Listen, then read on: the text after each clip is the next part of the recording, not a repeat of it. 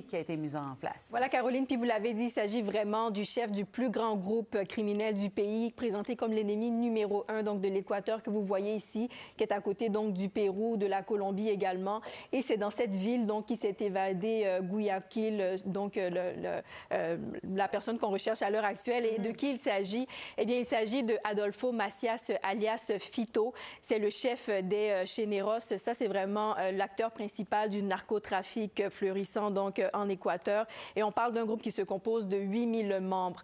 Maintenant, ils ne savent pas au niveau des autorités quand exactement il s'est évadé. Par contre, c'est hier qu'on a constaté qu'il manquait à l'appel. À l'heure actuelle, il y a 3000 militaires qui sont sur le terrain, qui tentent à tout prix de le retrouver. Il y a également une enquête qui a été ouverte sur 2 dirigeants pénitentiaires qui auraient pu l'aider à s'évader. Ah oui. Et ce personnage, oui, tout à fait. Ce personnage, donc, comme je l'ai dit, on le surnomme Fito.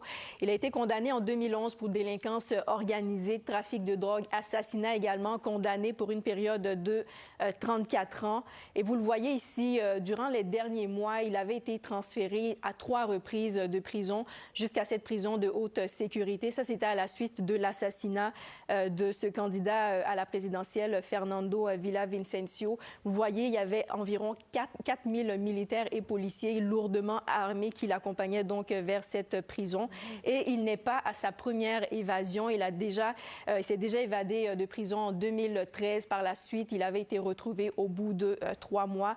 Personnage très connu aussi, qui a fait plusieurs manchettes au niveau des médias. Et considéré extrêmement dangereux. Tout à fait, c'est ce que les autorités disent à l'heure actuelle. Et on a d'ailleurs le président équatorien qui a parlé. Il dit ce que nous vivons prouve que la situation doit changer dans le pays et que les lois actuelles ne garantissent pas la paix. Nous ne négocierons pas avec les terroristes. Et ça arrive au moment où il y a un référendum sur la sécurité très important qui va se dérouler prochainement en Équateur. À l'heure actuelle, eh bien, les gangs de rue ont fait augmenter la violence beaucoup dans ce pays. Vous voyez avec ces images, c'est assez subtil, mais ce qu'on voit ici, c'est vraiment des prisonniers qui sont donc à même le sol lorsque les fouilles ont commencé hier, au moment où on recherchait donc le fameux Fito. Il y a également plusieurs prisons, une douzaine en fait, où il y a eu des émeutes à la suite de cette évasion. On voit des prisonniers également aussi sur le toit ici. Donc, comme vous l'avez mentionné, grosse chasse à l'homme, on va dire, vu le personnage, grande chasse à l'homme. Donc, couvre-feu qui est en vigueur pour 60 jours et c'est de 23 h à 5 h du matin. Merci, Danielle. Merci. Sortes de moyens, dont un couvre-feu notamment, là, pour pouvoir tenter de le retrouver. Voilà, Caroline, et il y a même 3000 militaires sur le terrain à l'heure actuelle pour essayer de le retrouver parce qu'il est présenté comme l'ennemi public numéro 1 de l'Équateur. L'Équateur que vous voyez donc ici, qui est à côté du Pérou et de la Colombie. Et c'est de cette ville, Guayaquil, qui s'est donc échappé. Pour présenter vraiment ce personnage-là, eh bien, il s'agit de Adolfo Macias, alias Fito. C'est notamment le chef des Géneros. Ça, c'est un groupe qui est présenté présentement comme l'acteur principal du narcotrafic, donc en Équateur. On parle d'un groupe qui se compose de 8000 membres. On ne sait pas vraiment quand est-ce qu'il s'est échappé, donc on n'a pas la date exacte selon les autorités, mais c'est hier qu'on a constaté sa disparition et donc depuis, les militaires sont sur le terrain pour tenter de le retrouver. À l'heure actuelle, il y a également 2 dirigeants pénitentiaires qui sont sous enquête pour possiblement l'avoir aidé à s'échapper. Maintenant, comme je l'ai dit, on le surnomme Fito. Il a notamment été condamné en 2011 pour délinquance organisée, trafic de drogue, assassinat, condamnation de 34 ans. Voilà. Et durant ces derniers mois, eh bien, il avait été déjà transféré à 3 reprises de prison jusqu'à cette prison sous haute sécurité. Et ça, c'était à la suite de l'assassinat de ce candidat à la présidentielle, Fernando Villavicencio, que vous voyez ici, qui d'ailleurs avait dit qu'il l'avait menacé de mort. Vous voyez ici... Oui, on en avait parlé d'ailleurs cet été. Hein? Tout à fait, tout à fait. Candidat à la présidentielle. À la présidentielle. Tu vois, en pleine course, finalement. Tout à fait, oui.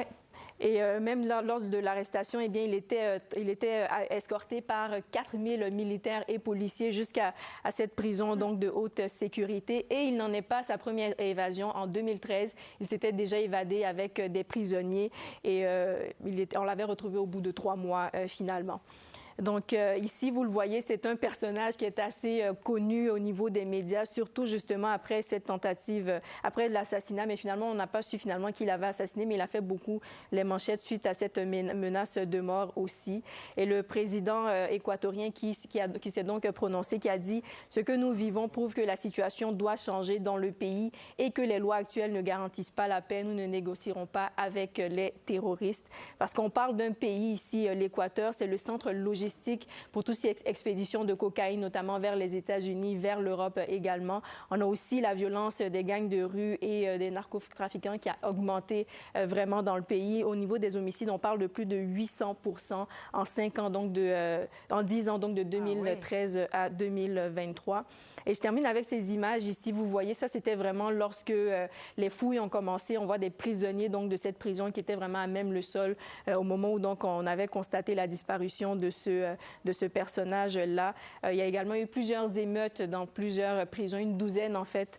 Ici, on voit des prisonniers également sur des toits. Donc, couvre-feu qui est en vigueur pendant 60 jours et c'est de 23 h à 5 h du matin. Une véritable chasse à l'homme qui est en cours. Tout à fait. On ne lésine pas sur les moyens, visiblement. Voilà. Merci, Danielle. Merci à vous. Au revoir.